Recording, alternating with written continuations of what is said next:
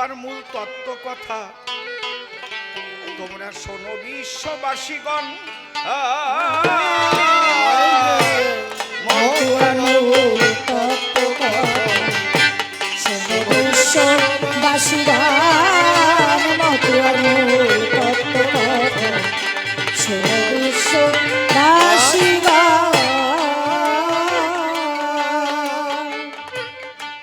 সদ্ভাবনায় যুক্ত থেকে, আরেকটু বাড়বে সাউন্ড ভিতরে, সদ্ভাবনায় যুক্ত থেকে রক্ষা করো পিতৃধন। মতুয়ার মূল তত্ত্ব কথা শোনো বিশ্ববাসীগণ, মতুয়ার মূল তত্ত্ব কথা শোনো বিশ্ববাসীগণ।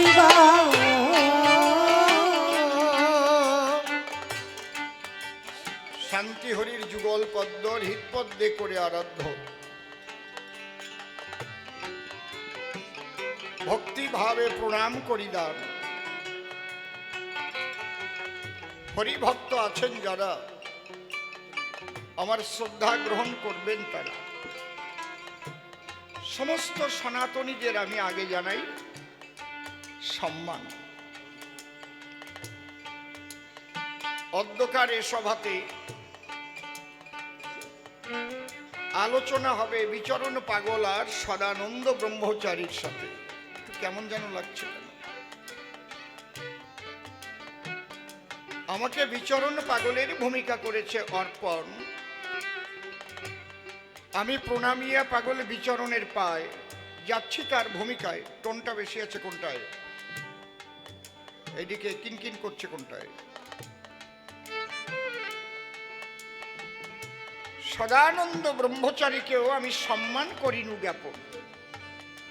সে একজন বৈষ্ণব বটে, এসেছে আমার নিকটে, কিন্তু তত্ত্ব কথা করিতে শ্রবণ। মানুষ তো সে মন্দ নয়, সেও তো কৃষ্ণ গুণ গায়। এই জন্য আমি দাঁড়াই এর সভ্য সবাই। বোঝনে আর টোন বেশি আছে যে কিনকিন করে ওঠে। এই জন্যে আমি করি তার রাতুল চরণ বন্দন।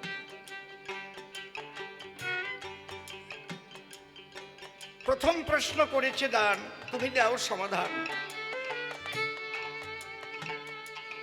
সনাতনের মধ্যে সূক্ষ্ম শব্দ কেন করলো সংযোজন?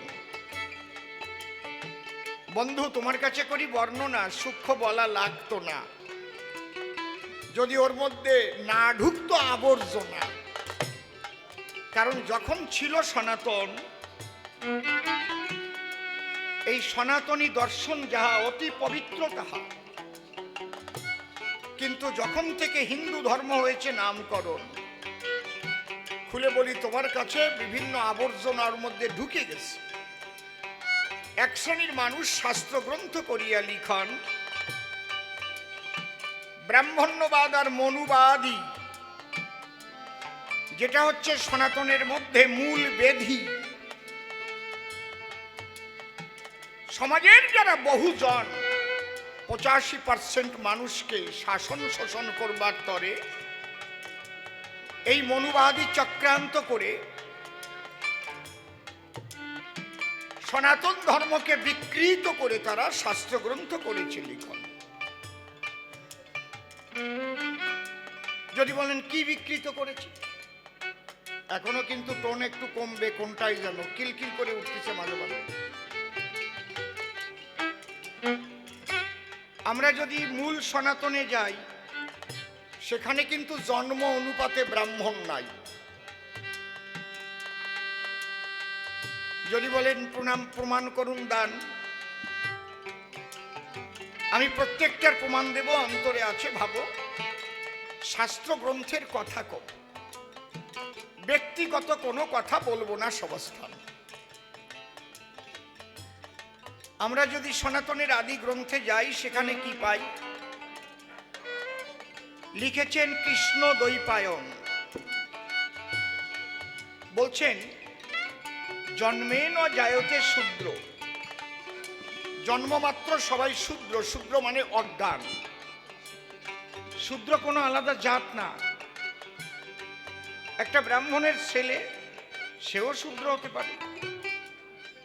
জন্মেন জায়তে শূদ্র সংস্কারা দ্বিজোচ্যতে, দশবিধ সংস্কারের দ্বারায় দ্বিজনম প্রাপ্ত হয়, তাকে দ্বিজ বলা হয়।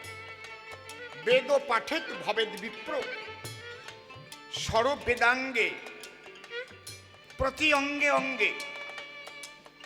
যদি কেউ অভিজ্ঞতা করতে পারে সঞ্চয়, তাহলে তার বেদের মন্ত্র উচ্চারণ করার ক্ষমতা জন্মায়।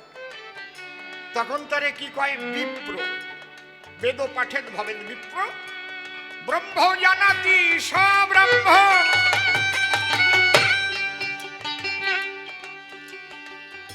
যিনি হবেন ব্রহ্মজ্ঞানী তাকে আমি ব্রাহ্মণ বলে মানি। যিনি কৃষ্ণ চিন্তামণি গীতার মধ্যে অর্জুনের কাছে করেছেন বর্ণন, হে অর্জুন, কি কি গুণ থাকিলে তাহাকে ব্রাহ্মণ বলে। মন দিয়ে করো শ্রবণ, আমার দিকে লক্ষ্য করিস। আপনারাও তাই শুনুন। ব্রাহ্মণের থাকে সুতোর 9টা গুণ, কিন্তু শুধু সুতোর গুণ পড়লেই সে ব্রাহ্মণ নয়, 9টা গুণ ভেতরে জাগাতে হয়। এইটা হচ্ছে সনাতন দর্শনের পরিচয়। কি কি? সম দম তপ শৌচ ক্ষান্তি রাজ্যবমে বচ, জ্ঞান বিজ্ঞানমাস্তিকং ব্রহ্মকার্য স্বভাবয়ম। এই 9টা গুণ যার থাকে আমি ব্রাহ্মণ বলে প্রণাম করি তাকে। যদি পৈতা না ঝোলে তার বুকে, তাতে বাধা নাই, ওটা হচ্ছে বহিরঙ্গীয়। কথা বোঝা গেল? কিন্তু আমি জন্মেছি নমশূদ্রের ঘরে। আমি ব্রহ্মত্ব অর্জন করে যদি ব্রহ্মবিদ হই একজন, বসে শোনেন জ্ঞানী জনা, কি আবর্জনা আমাকে লিখতে হবে।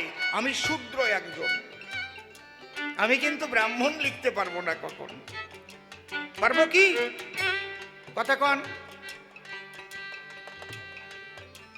যে বিচরণ পাগল আত্মাকে আকর্ষণ করে নিজের মৃত স্ত্রীকে বাঁচাতে পারে, সে কত বড় ব্রহ্মজ্ঞানী মহাজন। সে কি লিখতে পেরেছে আমি ব্রাহ্মণ? নাম্বার 1। তাহলে আবর্জনাটা কোথায় ভালো করে বোঝার বিষয়। যদি সনাতনের মূল দর্শনটা থাকতো, তাহলে সূক্ষ্ম শব্দ বসানোর কি দরকার হতো?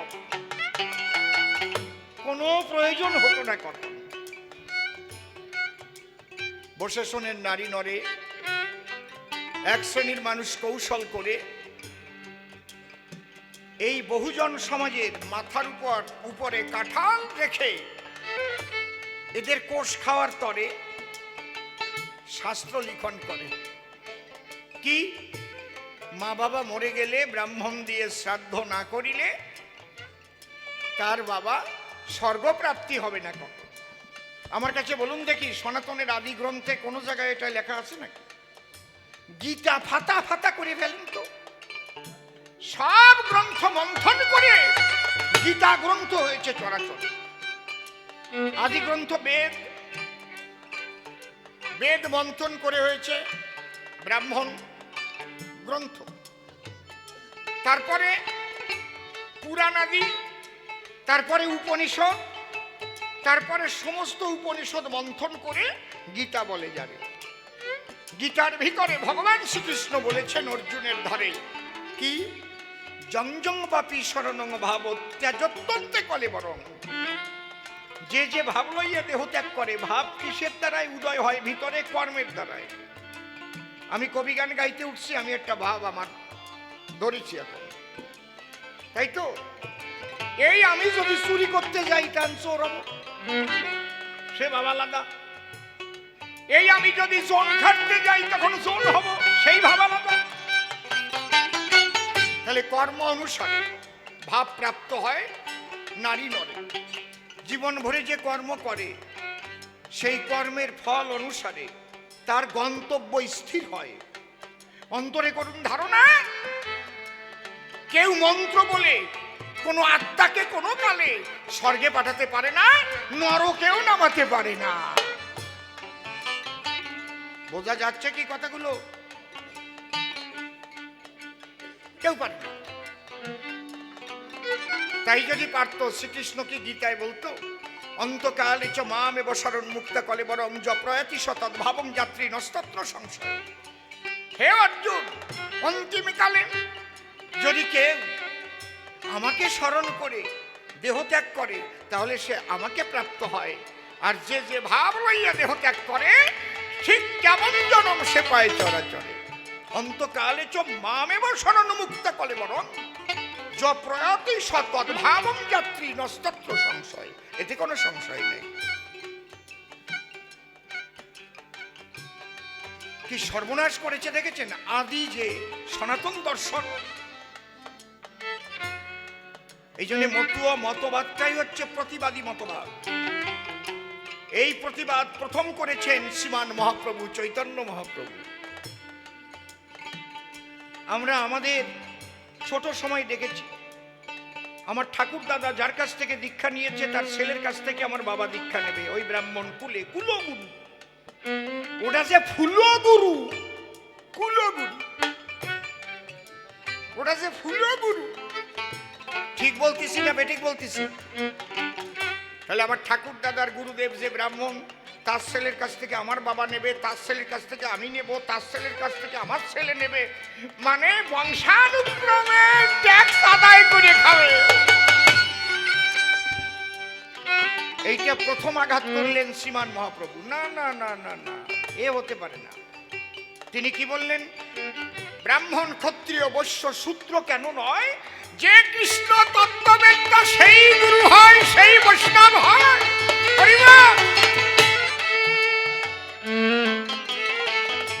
আমি একটাও শাস্ত্র ছাড়া কখনো কথা বলি না, আমি বানিয়ে বানিয়ে কিছু বলি না,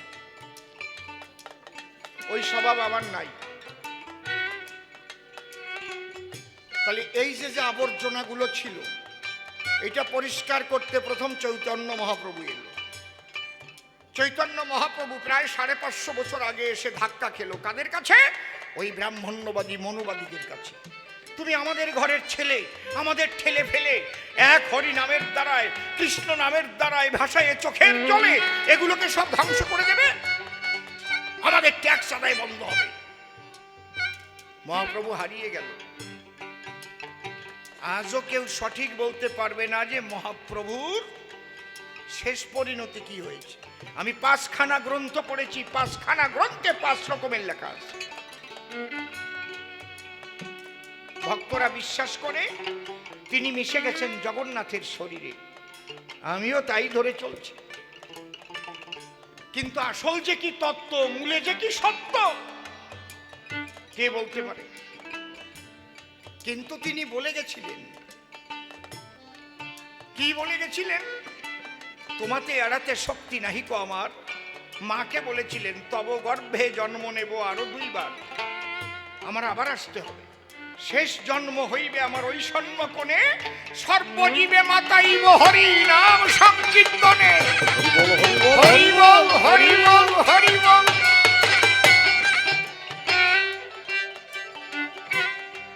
গৌর কথা বাদ দিয়ে হরিচন্দ্রের কথা হয় না, কৃষ্ণ কথা বাদ দিয়ে হরিচন্দ্রের কথা হয় না, কখন কোনদিন হবে না। তাহলে মহাসংকীর্তন পোড়ায় ফেলতে হবে। অশ্বিনী গোসাইয়ের হরি সঙ্গীত ওটাও পোড়াতে হবে, হরি লীলামৃতেও পোড়াতে হবে। যদি কেউ বলে যারা মতুয়া, তারা কেন প্রণাম দেবে কৃষ্ণের চরণ তলে, তারা কেন গৌর হরিকে মানবে, তাহলে জানবে সে প্রকৃত মতুয়া তত্ত্ব বোঝেনি।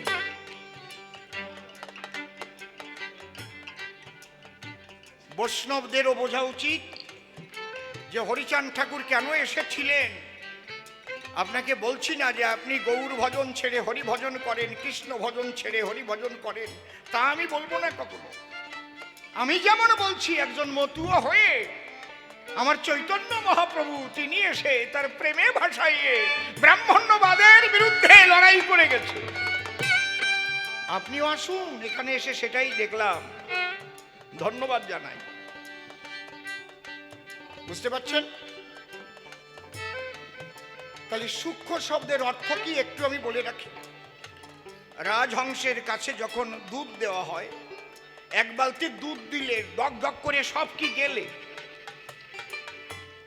ওর জলীয় অংশ ফেলে ক্ষীরের অংশ তুলে রাজহংস তাই খায়। এই পৃথিবী সৃষ্টি হওয়ার পরে প্রথম ধর্মীয় মতবাদ সনাতন ধর্ম এই চরাচরে, তারপরে আর যত মতবাদ সেগুলো সৃষ্টি হয়েছে। যদি দিনের নবী হযরত মুহাম্মদের জন্ম না হতো তাহলে ইসলাম ধর্মের সৃষ্টি হতো? কথা কন, হতো? ওই মক্কায় 365টা মূর্তি ছিল, সব মূর্তি ভেঙে ফেলে দিল, একটা মূর্তি ভাঙতে পারেনি, এখনো একটা আছে। তাহলে সনাতন থেকে সব ভাগ হয়েছে। যদি গুরু নানক দেবজি জগতে জন্ম না নিত, শিখ ধর্ম প্রবর্তন হতো? হতো কি? কথা কয়েন।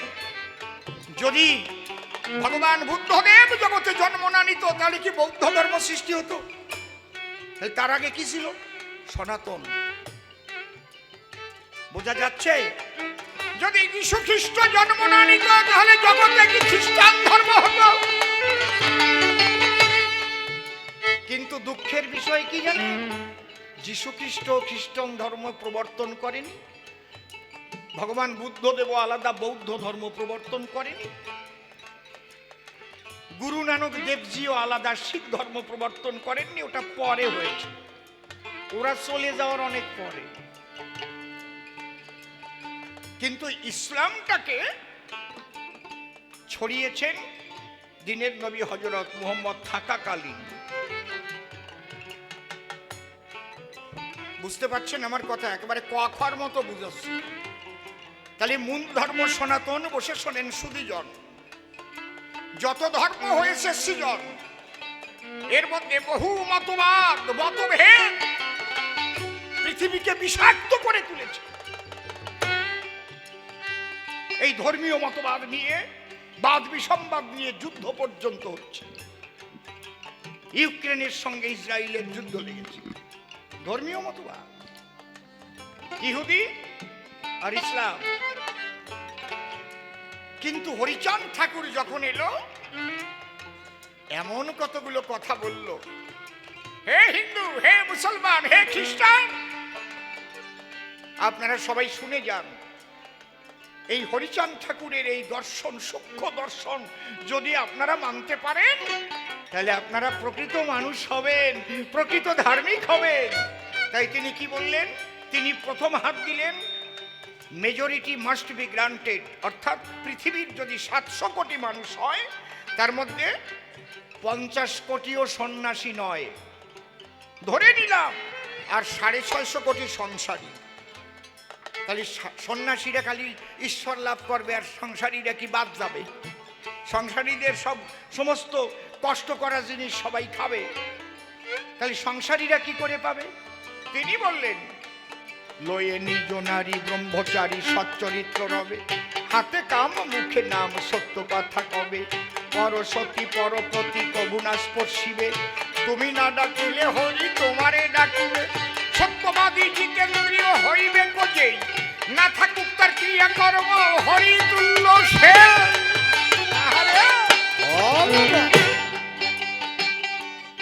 এই কয়টা কথা মানো, আর কিচ্ছু না।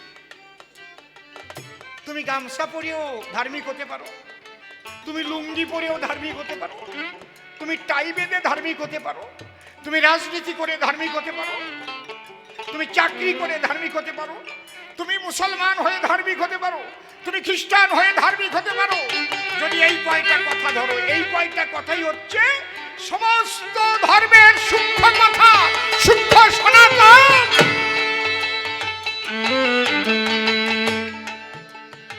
আমরা কি করি? নামযজ্ঞ দিতে গেলে ভেগধারী বৈরাগীর দলে, তাদের না হলে কিন্তু ভোগ হয় না। ঠিক বললাম না বেঠিক বললাম? কথা কইেন, কিন্তু আমার সাথে কথা বলতে হবে। আর যদি আমি মিথ্যা কথা কই, দাঁড়ায় একজন কবেন বন্ধ করো তোমার গান, ফাজিল কথা কও তুমি। ঠিক বলছি তো নাকি? ঠিক বলছি? বেগদারি যারা আনবে, ঠিক তো? এই বেগদারি কোন মত? ওনাদের সঙ্গে আবার আশ্রয় পাত্রী থাকবে, একটা দুটো তিনটে, একটারও শাখাও নাই, সিন্দুরও নাই, কিন্তু ইন্দুরির কাজ বন্ধ হয় নাই। আরে কপাল! আমার না এইসব বাজে কথা ভাল লাগে না, আমার লজ্জা করে কেমন, সত্যি ভাই। আমি কারো নিন্দা করতেছি না। এক 80 বছরের বৈরাগী আমার খারাপ ভাবিয়া না, উনি শিষ্য বাড়ি গেছে, যাইয়া স্নান টানান করিয়ে তুলসী গাছে জল টল দিয়ে ঘরে যাইয়ে 80 বছর বয়স, ওই নেংটি পড়তেছে টাইট করিয়া।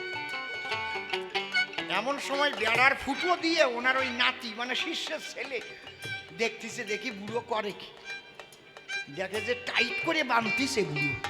ওই বাইরে কয়, ও দাদু, মরা ইন্দুর ওইভাবে বাঁধতিস খেয়াল।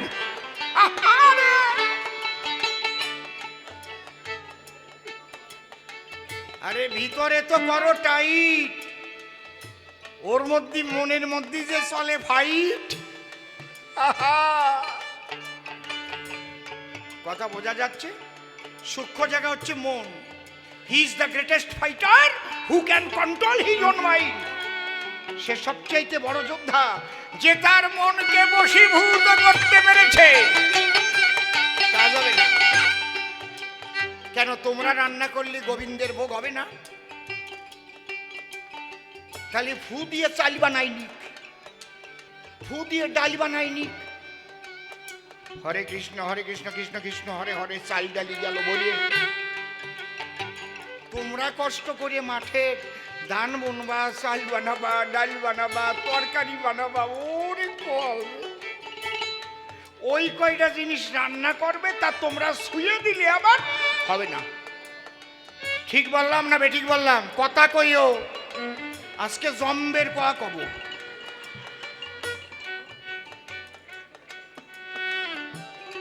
ওদের কাছ থেকে দীক্ষা নেন, আবার আপনারা শিক্ষা নেন। পাগল বিজয় সরকার বলে গেছে, শুয়ে দিলে যে গুরুর যায় জাতিকুল, তার নৌকায় পার করবে তোমায়, এ কথাটা ভাবাই ভুল। আজকে তুমি শুয়ে দিলে যার সেবা নষ্ট হয়, অন্তিমকালে ভব নদীর কূলে সেই গুরু পার করতে পারবে না, ওই তার নৌকায়। তবে তুই নমঃশূদ্র, তুই কপালি, তুই গোস, সরিয়ে যা, আমি হচ্ছি গুরু, বুঝিস না বাউল? বুঝতে পারছেন? এত আবর্জনা, এত আবর্জনা। এই জন্য বর্তমান সময় বাবা হরিচাঁদ ঠাকুরের পবিত্র দর্শন বিশ্ব কল্যাণের জন্য সর্বশ্রেষ্ঠ দর্শন। আমি বলি এ সবাই কিচ্ছু না। লয়ে নিজ নারী ব্রহ্মচারী সচ্চরিত্র রবে, হাতে কাম মুখে নাম সদা সত্য কথা বলে। পরসতী পরপতি কভু না স্পর্শিবে, তুমি না ডাকিলেও হরি তোমারে ডাকিবে। তারপরে আরো যা কইছে, সত্যবাদী জিতেন্দ্রীয় হইবে কো যেই, না থাকুক তার ক্রিয়াকর্ম হরি তুল্য সেই।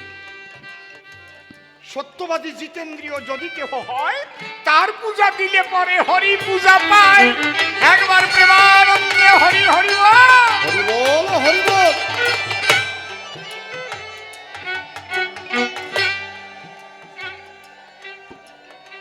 ও মুসলিম ভাই, তুমি যদি সত্যবাদী জিতেন্দ্রীয় হও, তাহলে তোমাকে ইবাদত করলে আল্লাহর কাছে পৌঁছে যাবে।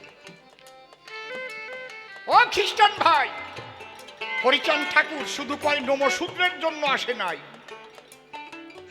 তিনি বিশ্ব মানবের কল্যাণের তরে এসেছেন এবারে হরি অবতারে। তাই আমার যে গান, এই গানের মধ্যেই সমাধান। সদ্ভাবনায় যুক্ত থেকে, সদ্ভাবনায়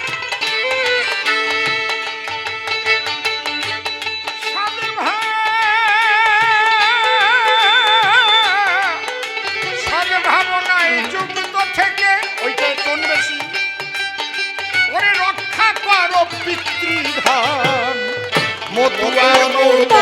কথা শোনো বিশ্ববাসী গান মতুয়ার মূল তত্ত্ব কথা শোনো বিশ্ববাসী গান সদা কহ সত্য বাক্য। আস্তে, আমার গানের সময় ছোট। তোমরা মনে মুখে রাখো ঐক্য। ওই ফাঁকে দেবা টান বোঝো না? নিজে হয়ে কর্মদক্ষ, কর্তব্য কর পালন।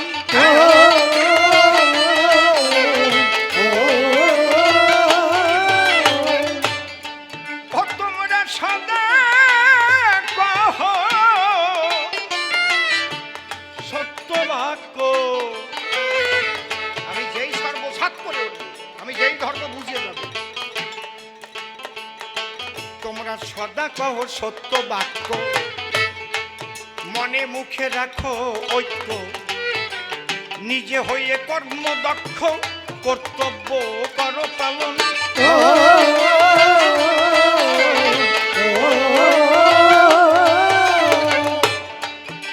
পরনারী মাতৃজ্ঞানে ভজন করো মনে প্রাণে। ভজন করো মনে প্রাণে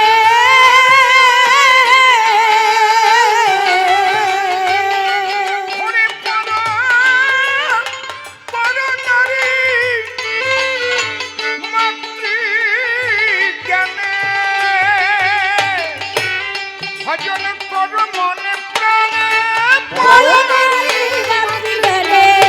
ভজন করো মনে প্রাণে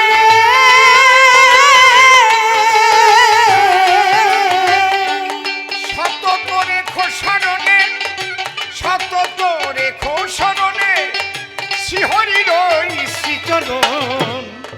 মতুয়ার মূল তত্ত্ব কথা শোনো বিশ্ববাসী গান মতুয়ার মূল তত্ত্ব কথা শোনো বিশ্ববাসী গান ধর্ম কবু নয় রে ভিন্ন,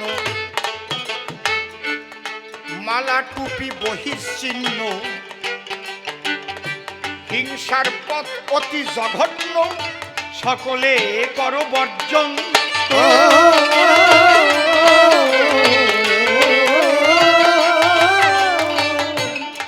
বাবা, ধর্মের নামে যা হচ্ছে ধরাধামে, মূলত এর 80%ই 80-ও বেশি, সেটা কিন্তু ধর্মের মধ্যে পড়ে না। কালী পুজো দেবে, পাঠা বলি দেবে, চুল্লু খাবে, এটা ধর্ম? পদ্মপুরাণ পড়ে দেখেন, শিব কালীর কাছে জিজ্ঞেস করছে, তোমার নামে যে পাঠা বলি হচ্ছে এগুলো কি তুমি গ্রহণ করো? কালী তার জবাবে বলছে, মম যজ্ঞ মম দ্বারে যৌ নরা পশু ঘাতকা তে নরা নরক জানতি যাবচ্চন্দ্র দিবাকর। আমার যজ্ঞ আমার দ্বারে, আমার পূজা করার তরে যদি কোনো নারী নরে পশু বলি দেয়, যতদিন চন্দ্র সূর্য জগতে থাকবে অন্তরে দেখো ভেবে তারা অনন্ত নরকে হবে নিলয়।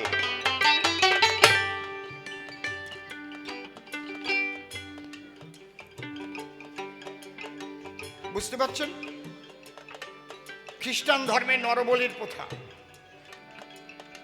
এই জন্যে ক্যাথলিক আর প্রোটেস্টাইন, যারা প্রোটেস্ট করেছে তারা হয়েছে প্রোটেস্টাইন। মুসলিম ধর্মে আল্লাহর নামে গরু কোরবানির প্রথা।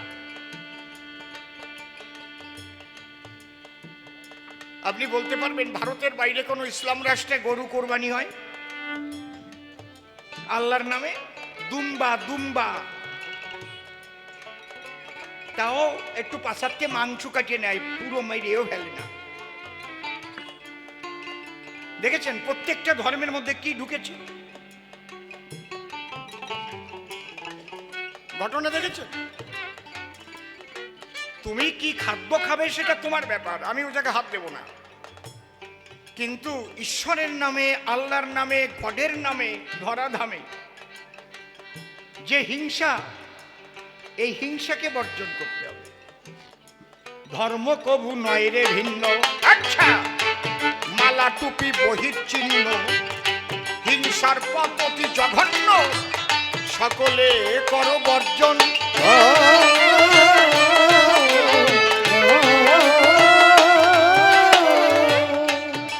আল্লাহ কিংবা ভজ হরি, ফকিরি কি ব্রহ্মচারী।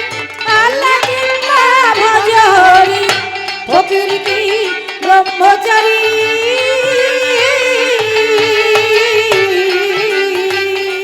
হরি আল্লাহ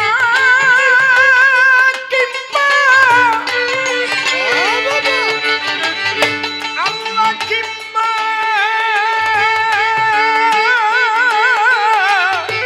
ভজ হরি, ফকিরি কি ব্রহ্মচারী। আল্লাহ কিংবা ভজ হরি, ফকির কি ব্রহ্মচারী।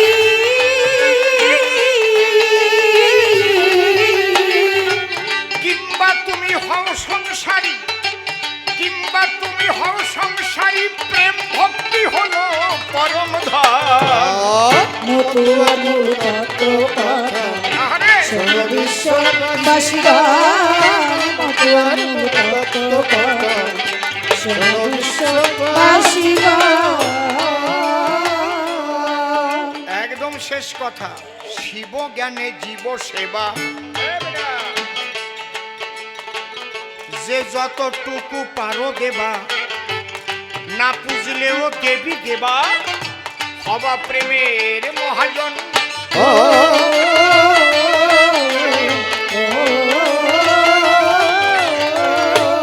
ওরে শিব জ্ঞানে, শিব জ্ঞানে জীব সেবা, যে যতটুকু পারো দেবা, না পুজলেও দেবী দেবা, হবা প্রেমের মহাজন।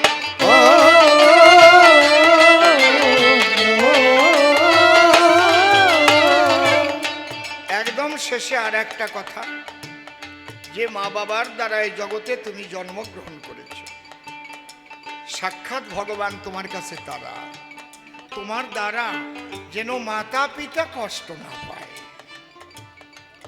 সবচাইতে লজ্জার বিষয় বৃদ্ধাশ্রম। এখনো বৃদ্ধাশ্রম, মা বাবা বেঁচে থাকলে তাকে খাবার দিতে পারছি না, বৃদ্ধাশ্রমে পাঠিয়ে দিচ্ছি। চার ভাই কোন ভাইয়ের কাছে মা থাকবে তাই নিয়ে মিটিং করতেছি। বাবা থাকবে, বুড়ো বাবা কোন ভাইয়ের কাছে, তাহলে আমার কাছে 1 মাস থাকুক, তোমার কাছে 1 মাস। হায় হায় হায় রে, ছি! কৃষ্ণ বজো, রাম বজো, কালী বজো, আল্লাহ বজো, গড বজো, কোনোটাই কাজ হবে না যদি তোমার মা বাবার মনে কষ্ট দিয়ে থাকো। কোন ভজনে কষ্ট কাজ হবে না।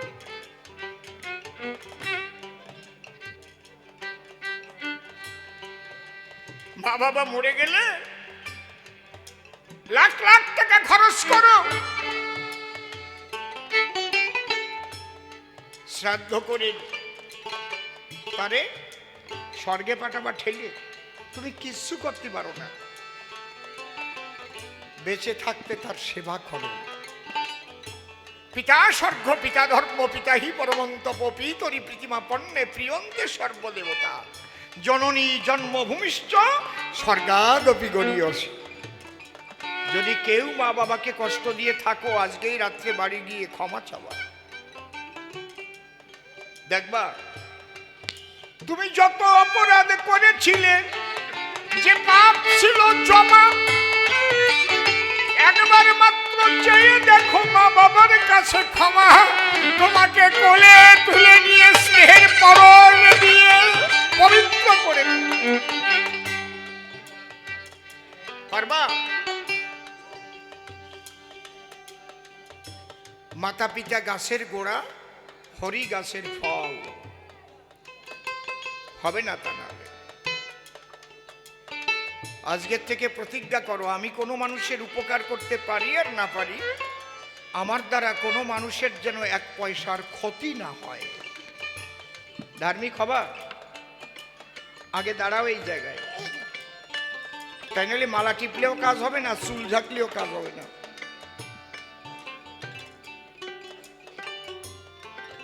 এইগুলো হচ্ছে সূক্ষ্ম কথা। তুমি কোটি কোটি টাকা জমাচ্ছ, আর এক শ্রেণীর মানুষ কাঁদছে, খেতে পাচ্ছে, আর তোমার টাকার পাহাড় জমছে, আর তুমি পুজো পার্বণ করছো, বিরাট পুজো প্যান্ডেল সাজাচ্ছ, কোনো কাজ হবে না। শ্রী ঠাকুর ভবা পাগলার কাছে ক্যালকাটা ইউনিভার্সিটির প্রাক্তন পরীক্ষা নিয়ামক গোপাল বন্দ্যোপাধ্যায় গিয়ে জিজ্ঞেস করছে, তুমি যে গান লিখলে এখনো সেই বৃন্দাবনে বাঁশি বাজারে শ্যামের বাঁশি শুনে বনে বনে ময়ূর নাচে রে। আমি তো 6 বার বৃন্দাবনে গেলাম, কোনোদিন তো বাঁশি শুনতে পেলাম না। বলছে, গোপাল বাবু আপনার বাড়ি তো কলকাতায়? বলে হ্যাঁ। আপনার বাড়ির পাশে কি বস্তি আছে? বলে হ্যাঁ আছে, গরিব মানুষ। তাদের মনে কি স্বস্তি আছে? যখন প্রবল বর্ষণ হয় তখন তাদের কাজকর্ম বন্ধ হয়ে যায়, বাসায় বাসায় বাচ্চারা কান্না করে, খেতে দিতে পারে না, চাল কিনতে পারে না, সেই কান্নার ধ্বনি আসে কি আপনার কর্ণকুহরে? বলে আমি তো সময় পাই না, আমি শুনতে পাই না। বলে তাহলে আপনার দ্বারা কৃষ্ণের বাঁশি শোনা হবে না। আগে মানুষের কান্নার ধ্বনি থামান, মানুষকে ভালোবাসেন, খেতে দেন, তার চোখের জল মুছান, তার আগে কৃষ্ণের বাঁশি শোনার আশা করবেন না। ওই ধাপটা পার হয়ে আসে।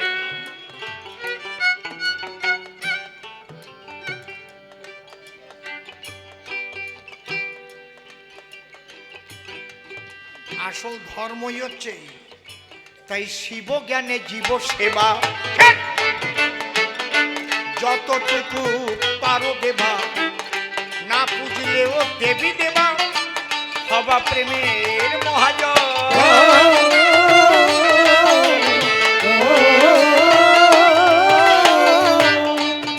মাতা পিতার চরণ তলে পূজা দিও ভক্তি ফুলে। জয় জয় মাতা পিতা প্রেমানন্দে হরি হরি ভক্তি ফুলে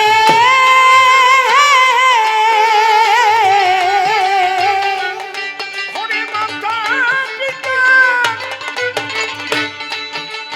মাতা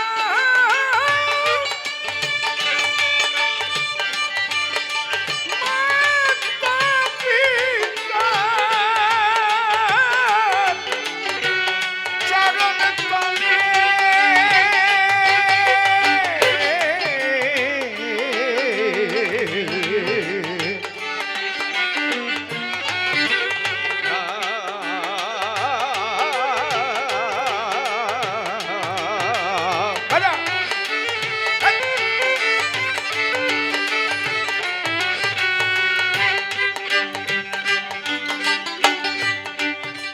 মাতা পিতার চরণ তলে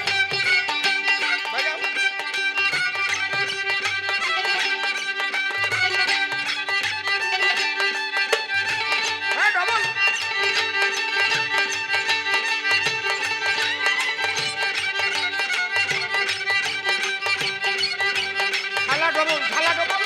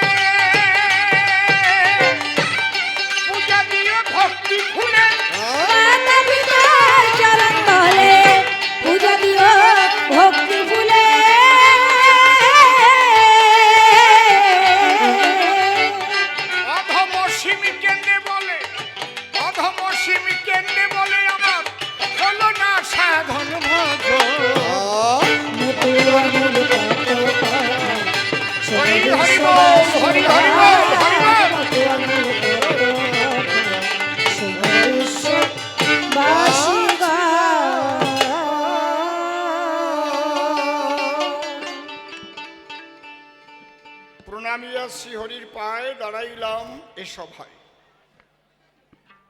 বিপক্ষের প্রশ্নের দিতে সমাধান, আপনারা আশীর্বাদ করে চরণ ধুলি দেবেন মোরে দান্দিক পদ্ধতির কবিগান। দুইজনে করে দ্বন্দ্ব, আনন্দ পায় ভক্তবৃন্দ, কিন্তু দিতে হয় শুদ্ধ সমাধান। চুপ করে থাকেন সবে, প্রত্যেকটারই জবাব হবে। আমি আপনাদের বিমুখ করব কেন? যাদের কোলে আসে কষি চারা একটু ঠান্ডা করে রাখেন তারা, ওরা তো বোঝে না কবিগানের ভাবধারা। কারে কয় কবিগান? দেখেন না কেমন লাফালাফি করে, চকলেট ভরে দেন ওর মুখের ভিতরে। হ্যাঁ, কারণ যে যাতে তুষ্ট হয় তারে দিলে দেখবেন তাই